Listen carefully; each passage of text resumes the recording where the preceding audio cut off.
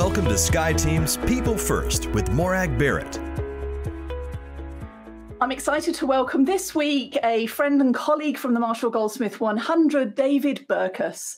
He is one of the world's leading business thinkers. Forward-thinking ideas and best-selling books are helping leaders and teams to do their best work ever. He's the author of 4 books about business and leadership that have won numerous awards and been translated into dozens of languages. His insights on leadership and teamwork have been published and shared through the Wall Street Journal, Harvard Business Review, amongst many others. He's an international speaker, both in this little 3x5 box, but also in 3D too.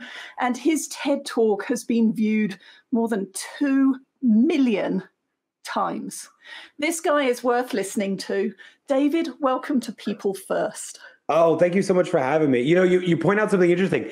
I'm going to have to update that bio because in a Zoom first world, international speaker is not as impressive, I guess, as it used. Back when you had to get on an airplane to go speak somewhere, it was a commitment. Now, I guess not so much, right? So yeah, I might have to update that. Have camera will travel. And I know we're going to get to talk about your latest book, which is so pertinent for all of us. Your newest book, Leading from Anywhere, The Essential Guide to... Finish it for me. Managing remote teams. There you go. And all of us are part of remote teams, whether we're the team leader or the team participant. And what I love about your book is it's got practical tools and techniques for all of us, wherever we are in our career, to make this work from home and work remotely work. But more on that in a moment. So David, I do want to go back to your origin story. Okay. So let's take you back. You're a wee lad. However tall you are at this point, you're back at school and your teacher comes to you and says, okay, David, what do you want to be when you grow up? Yeah, so I'm pretty sure if we go back to like elementary school, that the answer would be that I wanted to be a professional wrestler. You know, the big muscular dudes who did the whole showmanship thing in the ring and whatever. Actually, it's funny. I have a replica of an old WWE belt right here on the screen. I don't know if you can see that, but that one. Oh, okay. So it's not crocodiles that you were going to wrestle then. No.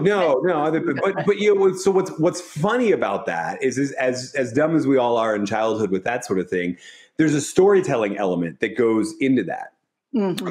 By the time that I was in high school, the storytelling had pivoted from being a professional wrestler, which is a little weird, to wanting to be a writer, to wanting to be a novelist, et cetera. I went to university to study that. I studied English and creative writing as an undergrad. And while I was studying that, I found science writing and narrative nonfiction and long form journalism and people who were using storytelling to tell true stories that helped people. Right. And I thought, wow, that's fascinating. That's what I actually want to do. Right.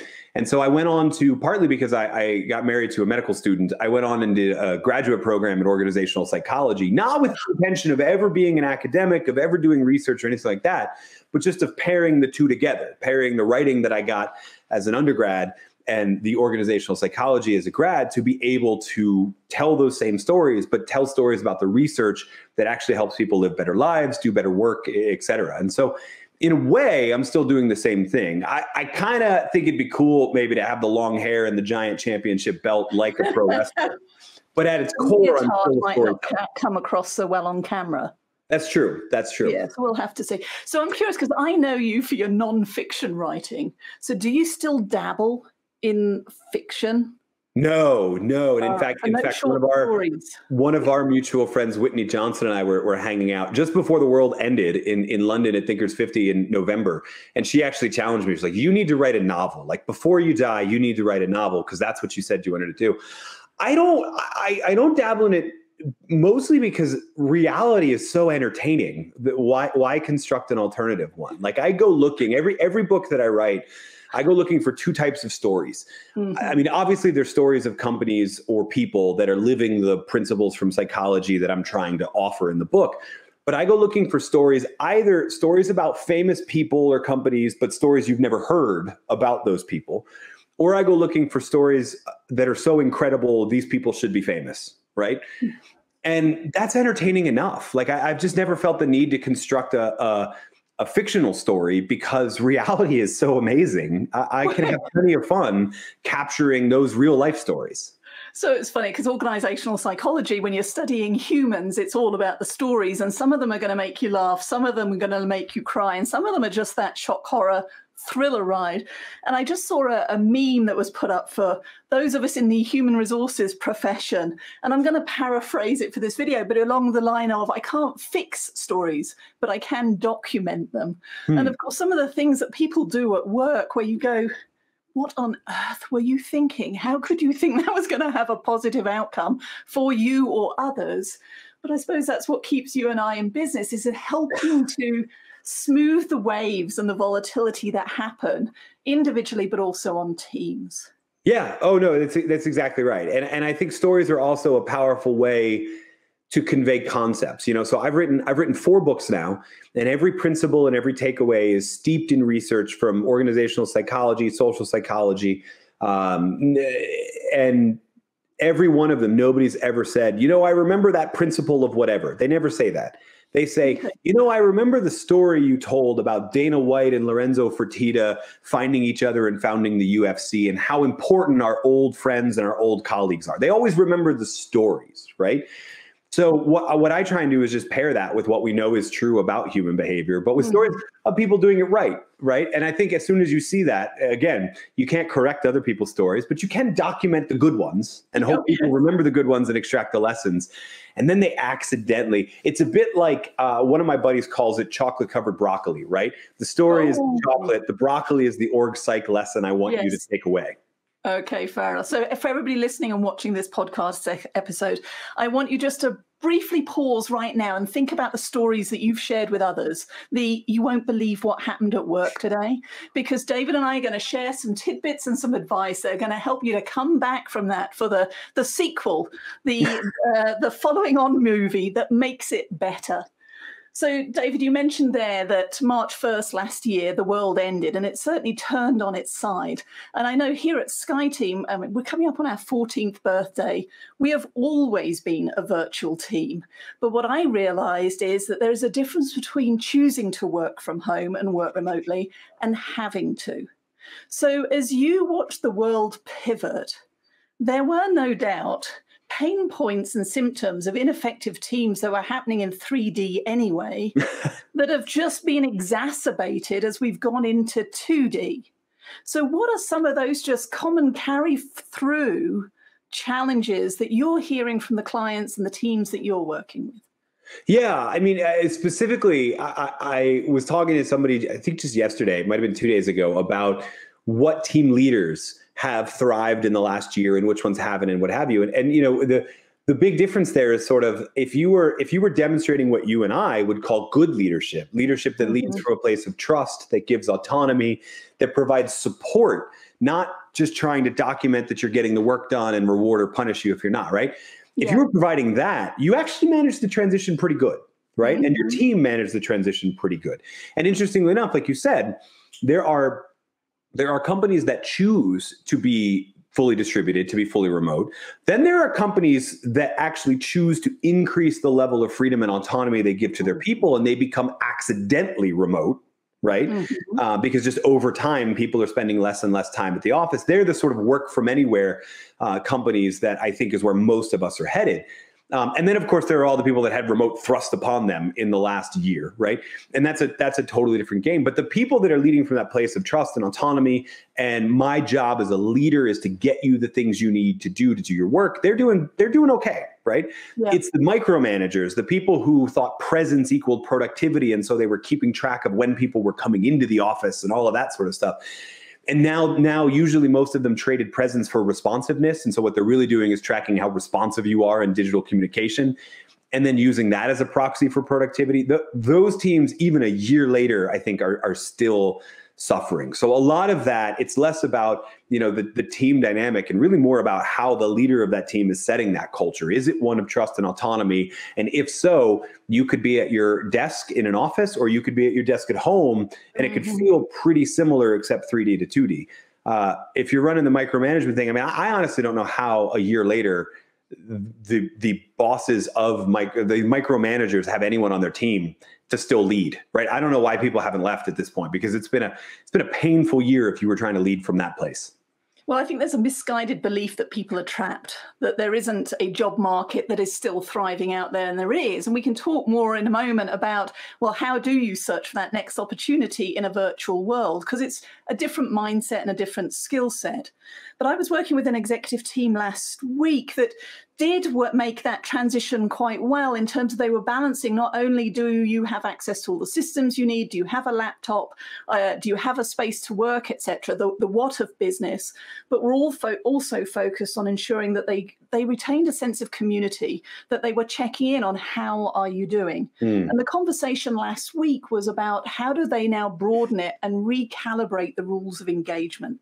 So what advice do you have for people listening, the first steps for building culture remotely? Because now we've got, 300 corporate head offices in bedrooms and kitchen tables and corners of living rooms versus one office that has a look and feel for this company. So what advice for building culture remotely? Yeah, I totally agree. Well, culture's never been a building, right? And culture's never been a foosball table and a keg in the refrigerator and that sort of thing, right? Those might have been indicators of culture, or they might have been indicators that your leaders don't know what culture is, depending on the organization, right? I think the biggest thing, we're a year into this, and I think after the first couple, I'll actually go ahead and give most leaders a pat on the back, right? And say that when we were told here in the United States, we were told 15 days to slow the spread, right? The day we're recording this, by the way, it's day 361. So we were told 15 days to slow the spread. And we did a pretty decent job getting people the tech, coming up with systems to keep people productive. We probably called too many Zoom meetings in the beginning, but we did okay. It wasn't until months into this great work from home experiment that we realized what we left at the office, which was the unstructured time that builds that sense of culture, right? The time before the meeting when 2 or 3 people walk in together and have a chat about their day or their other sort of non-work things that actually build bonds, right? The after work events that may have been totally spontaneous, right? All of those things are what build culture, much more than running an effective meeting. I mean, I think there's a lot to be said about running an effective Zoom meeting, but one of the best things you could do is actually be a little unstructured to create that time for people to chat, et cetera. And we're only now, a lot of organizations are realizing they need to take that back. But that's one of the, I think, the biggest things we've forgotten over the last year. When we look at the research around teams that choose to be distributed, teams that choose to be virtual, like SkyTeam, we find that the ones that work are marked by a company culture of shared understanding and of team identity. Shared understanding is just how well I understand who is good at what, whose roles and responsibilities are what, and also the context that everyone's working in. I know who is working from an office in the basement of their house like I'm in, and who's working from the kitchen table. And then shared identity is how much do I feel like a team. Now, the interesting thing is both of those things are built from deliberately unstructured time, where the whole purpose of getting the team together is to get them to not talk about work, but talk about other things so that they find uncommon commonalities with each other. That can take the form of a Zoom happy hour, although I think we're all a little hungover from the Zoom happy hours. It can also take the form of playing a deliberate game, but it can take the form of just there's a team sense of culture that if the meeting's scheduled at 10 a.m., half the people are on at 9:45 just to chat and catch up. Right? Yes. Or that we still, because we're not geographically dispersed, we're all still kind of near each other, just working remotely, that once a week we do lunch together, even though we're doing it via Zoom, right? Yeah. Those little things, that unstructured time, is where culture's always been built. The difference is now that's not accidental. It has to be deliberate, and it falls upon the leader of an individual team to make sure they're deliberately building that time. I'm hearing the same. What you're saying, it's scheduled spontaneity is what we need to embrace in 2021. Yeah. To be honest with you, and I think especially in 2021, as we start to put the pieces back together, and as offices start to reopen, as different people are vaccinated or have comfortable levels of coming back to the office, scheduled spontaneity actually becomes even more important, because there's a tendency towards an us versus them that'll creep up. The co-locateds, the ones who came back first, are going to get all that unstructured time with each other, and the remote are going to be, well, they're going to be remote. They're going to be out there, right? And so deliberately structuring that time probably becomes even more important in 2021 than in 2020, because you're going to have this us versus them creep up if we don't. Yeah, and it's having that conversation, because it's not just on the shoulders of the team leader to make this happen. It's also on us as team members to actually ask for what we need. And the beer keg is easy to replace. I've got, I think, a few cans down in the fridge downstairs. But what I'm hearing from the leaders I'm working with is that what the camera has tended to do, much like you just described, is turn every meeting into a straight down to business meeting. Mm-hmm. So I love what you said there about just allowing 10, 15 minutes, whether it's at the beginning or the end, for that informal chit chat and being available. Now, at the other end of the spectrum, I've been reading about companies who've been asking employees to have a permanently open Slack channel, which to me just, I mean, I love squirrel. I love interruptions and variety, but the idea of being at the beck and call of that all day, what's your take on you will be on that Slack channel all the time? Yeah, my take is it's a terrible idea. I mean, for a couple different reasons. The first thing is that Slack, in my opinion, driven by the data, but I am editorializing a bit here. In my opinion, Slack is actually only good for one thing. It's a terrible project management tool. It's a terrible tool because people are typing in sentence fragments. It's the equivalent of a Prodigy or an AOL chat room and trying to get a project managed on that. It doesn't work, right? But it's very good as a virtual water cooler. It's great as a place to have those non-work conversations, those little updates. It's great as a place to update people for when you're at work and when you're not at work. But you need to respect that there are times where everybody's calendar is going to be different, right? There are now more than ever people who will at 3 o'clock go away or do not disturb, go pick up their kids from school, and they're not back until 5 or 6 o'clock because they're finding the schedule that works for them, right? So keeping a Slack channel open at all times. I mean, first of all, that's like it's like trying to get a meeting done at a Chuck E. Cheese. Like, it's just full of distraction. It's just not really going to work, right? Yeah, when you get those tokens and they pop out of the machine, there's an adrenaline rush. Well, okay, that's fair. But it's also it's not a great tool for asynchronous communication either, right? And that's what we need to be doing. So I think, and I feel weird about this because 5 years ago I wrote a book called Under New Management that talked about sort of the need to eliminate internal email. Right. And at that point, I was actually very excited about tools like Slack because they had the opportunity to be a pull medium as opposed to a push medium. The problem was email was hitting your inbox every 5 minutes, distracting you. And Slack was something you had to physically log into in order to see any of the messages. Now I think there are better tools for that because I think Slack has turned into a push medium just like email. And if we're going to have an asynchronous conversation, we might as well have a digital face to digital face or audio. You know, these things still do make phone calls. Isn't that weird? I know. Isn't it wonderful? It rings, though. And the idea, and I go, I'm doing this old fashioned because my AirPods or earpods aren't working. I'm putting you to my ear. Yeah, it's weird. And it's like being on camera and worrying about, how does the hair look today? By the way, the hair looks great. But again, those are great tools for for synchronous communication. For asynchronous communication, we need to recognize that we don't want to pretend that an asynchronous tool is really a synchronous one. And that's the problem with leaving a Slack window open all the time, or with subtly judging people by how quickly they're responding to emails, right? People who are responding fastest are probably your least productive members of the team. Yes, and indeed. And again, resetting expectations around what are the SLAs? How soon should we be responding? And as you said earlier on, understanding the context in which we're all living and working right now. Do I have school-age kids that at 9 a.m. my time, I am trying to get logged into their school portals, and therefore don't expect me to be responsive? And having those conversations so that we can show compassion and support to each other, because we all have and will need each other's support at some point. You may not think it today, but I promise your limit is coming. It's just a matter of when. Yeah. So we talked earlier on about the misguided belief that as employees that we're trapped, that there isn't a job market out there. And there is. So what advice do you have for successfully onboarding and being onboarded into a new company? Because without the walking the halls, building relationships horizontally can be very tough. Yeah. So how do you do? What advice have you seen from the best leaders and organizations in your work and research? Yeah. So we know even BC, before Corona, right? We know from the research that onboarding processes that prioritize connection over documentation work better. They lead to longer tenure, more productive employees, more engaged employees.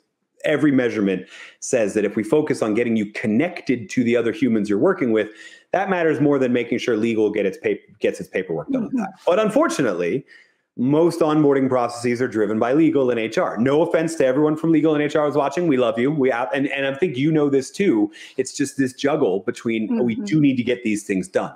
What I've seen from some of the best fully distributed companies is that they have blended the two. In other words, like one company I'm thinking of in particular, and I'm going to leave them nameless because I'm probably going to miss a detail or two and then he's going to be mad at me. But the way that they did it is they had legal, basic, or HR, whoever was in charge of the documentation. You remember what this is like in person. You sit in a room and somebody talks a slideshow at you and then they go, great, we got you the safety, the OSHA training, like boom, checkbox done, right? Sexual harassment training, checkbox done, right? What they did is they basically had all of that pre-recorded for the expert in the company. But then they paired every new employee up with a member of his or her team to watch that together. So the idea is that it's not someone from legal going through it. It's your coworker, Sarah, or your coworker, Bob, taking you through it, answering any questions, or promising to find the answers to any questions, so that you're not just getting 45 minutes of OSHA training, you're getting 45 minutes with Bob and the OSHA training. And now you're getting to know a few people, right? If you're on the flip side of that, if you're joining a new company and you're in that situation, well, then you need to force that connection, right? So that does mean you need to be the squeaky wheel that gets the oil, that gets a little more time with everybody. That means you need to be the bold one, unfortunately, that sends emails to the new team and says, hey, I'd love to grab, a coffee Zoom chat for 30 minutes sometime this week, just so I can get to know more about you, et cetera, right? That one-on-one individual connections with each person of your team, that's going to help you feel connected to that team much longer. So that brings me back to one of your earlier books, Friend of a Friend, and how to hack networking. So I love that advice of don't wait to be invited to the table. Once you're there, start reaching out to folks and just finding out what they do within the organization that you've joined. But what advice then do you have for people right now to nurture their network, but also to extend it if they are looking for that next big adventure? Yeah, so I've been thinking about this one a lot, actually, because about 3 weeks ago, there was a paper published from a couple of network scientists that I really admire, showing essentially the effect of lockdown on people's network. And I thought this was really interesting. They showed a 25% decrease in the average person's network because we weren't meeting in person, we weren't meeting around events, et cetera. But here's what's really weird. That decrease was almost entirely driven by males. What they found is there was a gender divide, that females tend to bond over discussion, over interactions, over phone calls, like you said, over Zoom calls. And so they've done a better job in the last year of keeping their network active than have men who mostly bonded around activities. Now, I'm going to give a bit of counterintuitive advice here, which is that we need to take back the activities piece. You can't do it in person, but you can be the person in your network planning these sort of shared activities. We saw this a little bit early in the pandemic. The most extroverted of our friends were inviting us to the Zoom happy hours, the little connections, et cetera, but they didn't have structure, right? And so that's kind of the missing piece, right? Try and see if you can start in your organization or in your network. You can say, I'm going to start a book club. I'm going to start a virtual book club where we read a different leadership development book every month and we come together, right? That's a shared activity that'll help you not only reconnect with people, but also foster new connections because other people can invite their friends in, et cetera. Take back those activities. If you're on the guy side and you're like me and you've really neglected the one-on-one conversations, then yeah, you need to do that too. But I think everybody can benefit from this idea that if humans have bonded around shared activities for a long time, that's what we've been missing for the last year. And virtual is not an excuse for that. It's just different, but it can be done. It's interesting. I'll have to go and find that paper because I hadn't made that connection. I'm thinking about one of my male colleagues who has started a regular game session that brings people together, but also coupled it with raising to now tens of thousands of dollars for not-for-profits and to impact in the communities around him. And I'm thinking about me, what I decided to do was to set myself a weekly target of phone calls and handwritten cards and just sending messages out to people. And coincidence maybe, because those two examples of the gender different approaches came to mind. But it is, again, about being deliberate and thoughtful, because whether And when we come out of this pandemic, we need our relationships intact. And if we're staying here for a longer term, we need our relationships intact. So it's not soft and fluffy. Pick up the phone, guys. But start reconnecting, even if it's been a year, because that's how we move through this together and reduce that sense of isolation. Yeah, I agree. I totally agree. The only thing I'd add is sort of a trick from a buddy of mine who did it in the context of sort of professional services. He always had this phrase, always have something to invite people to. And that was like, he worked with financial advisors and insurance agents, meaning like always have a workshop on finance that you can. But I think the same is true for personal networks, right? Always have some activity that you're running, book club, charity event, whatever it is, that you could invite people to. My good friend, actually our friend, because he's an MG100 guy, Michael Bungay Senior, has his cocktails and questions. I don't know if you were ever a part of that. Yes. But it was a very structured thing. It wasn't just, hey, we're all out randomly on Zoom. It was a curated list of 10 people, a curated set of questions designed to bring out discussion. It was an event. Always have, to the extent that this is going to go on, and I have no idea how long that'll be, the best thing you could do is always have someone to invite people to. And by the way, when this is over, it's still good advice, right? Because work from home, I use the word experiment. And I'm not sure that it's ever been really an experiment, because companies have been doing this for years and decades. What it is now is a mass adoption, and an element of it, the hybrid approach, is here to stay. There is no going back to what was or what we might remember. So start learning these habits and flexing and redefining how we connect and how we do work together, because we can only all but benefit. Yeah, I totally agree. The future of work, it's not a binary. It's not office versus home. The future of work is working from anywhere. And we better get ready for that, right? We better, whether you consider yourself a leader of remote teams or you consider yourself someone who's just trying to pass the time until you can get back to the office, you lead a remote team from now on, because not everyone's going to be there all of the time like we were before. So David, as we come to the end of our time together, what final thoughts do you have for the people listening and watching this episode? Oh man, I thought that one was good. I know, but I want to make sure that you have. I love it. Again, I think the biggest thing we left at the office was that unstructured time that builds bonds. And if you haven't already come up with a plan or a way that's unique to you, I don't want you to be inauthentic with your team or anything like that, but a way that you would feel comfortable, an activity you would feel comfortable putting on with your team that will bring out those non-work discussions. You can really up-level your team just by making a commitment to doing them on a regular basis for however long we're still not together. I think it'll be longer than you think, though. So this is a habit we should be cultivating now. All right. Well, David, I want to thank you for your time here today. And I hope you will come back for a second part 2, because I think I could continue to talk with you for hours. And for everybody listening today, make sure that you check out David's website. Definitely watch his TED Talk. Let's see if we can get it to 3 million. We'll make sure all of that information is in the show notes below. And grab a copy of Leading from Anywhere, the essential guide to managing remote teams. I promise you will not be disappointed, and it will help you to find that authentic way to be part of and lead the teams that you are engaged with. So thank you all, and thank you, David. Thank you so much for having me. Thank you so much for joining Morag today. If you enjoyed the show, please like and subscribe so you don't miss a thing. If you learned something worth sharing, share it. Cultivate your relationships today when you don't need anything before you need something. Be sure to follow SkyeTeam and Morag on LinkedIn, Facebook, Twitter, and Instagram. And if you have any ideas about topics we should tackle, interviews we should do, or if you yourself would like to be on the show, drop us a line at info@skyeteam.com. That's SKYE team.com. Thanks again for joining us today, and remember, business is personal and relationships matter. We are your allies.